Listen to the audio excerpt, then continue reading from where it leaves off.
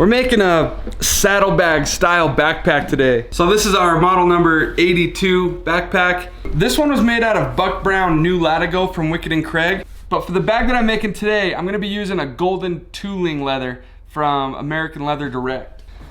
This is it right here. It's a lot like any other natural tooling, but it's got a little bit of a russety, sun-kissed glow to it. See, here's a comparison. This is the golden tooling and this is the natural tooling. As this one ages, it'll start to look closer to this one. I guess this one just gives you a little bit of a head start on the aging and oiling process. I'm gonna be using this heavier weight 9 to 11 ounce hide for the straps. And then for the main body of the bag, I have the same leather, but in 6 to 7 ounces. So this will make it a lot easier going around the gusset and turning those seams. All right, let's get started. So I already had a really rough pattern that I had cut up out of poster board that I've been using to make a few of these bags, but nothing drawn up in Illustrator yet. So I hopped up on the workbench and took a few pictures with my phone. When I'm doing this, I try and keep the perspective somewhat accurate, but it's never perfect. I mostly just use these images as a reference, and it really helps that there's a 1-inch grid on my workbench that I can use as a reference when I'm drawing it up in Illustrator. So I take those photos, airdrop them over to my computer, and I just start tracing them out and using the measurements that I have from the original ones. Once I have it up in Illustrator, I can start getting a little bit more accurate with the design. I'm not gonna go too deep into this part of it because I've already made a video that explains the way I make patterns in Illustrator. You can go watch that. But you get the gist of what I'm doing. By the time I'm done with this, I'll have all the measurements completely laid out and a list of instructions and helpful resources, and you can go and buy this pattern at a link down in the description. I'm not gonna be using this updated pattern that I'm making here. I'm just gonna use the one that I already have cut up. But if you wanna try making this bag on your own, you can buy this pattern, print it out, and do it yourself.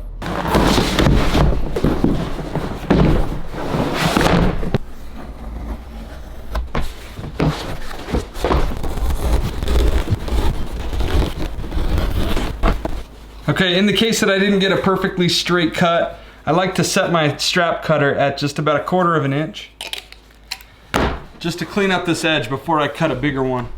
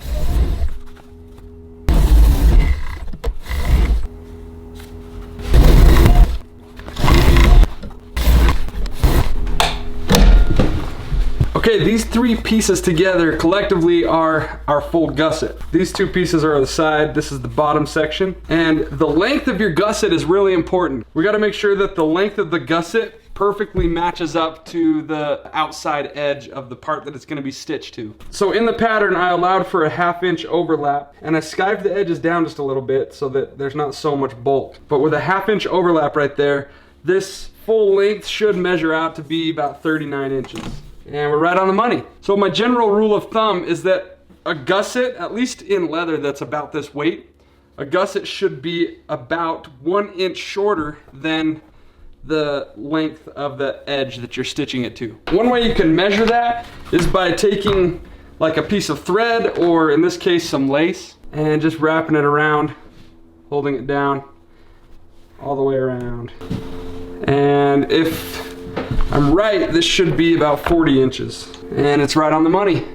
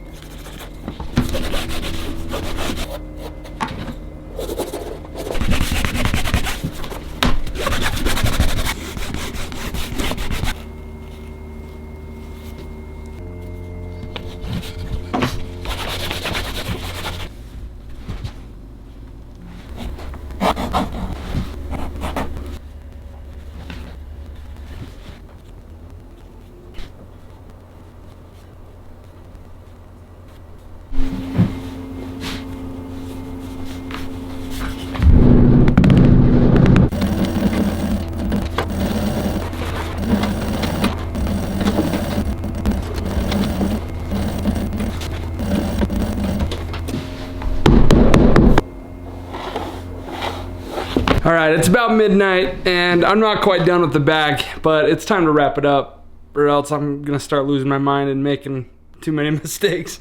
But I'm gonna come right back out in the morning and finish this up. Stay tuned for part 2 of this video. It'll be uploaded in a couple days. All right, that's it. Thanks for watching. We'll see you on the next one. Bye.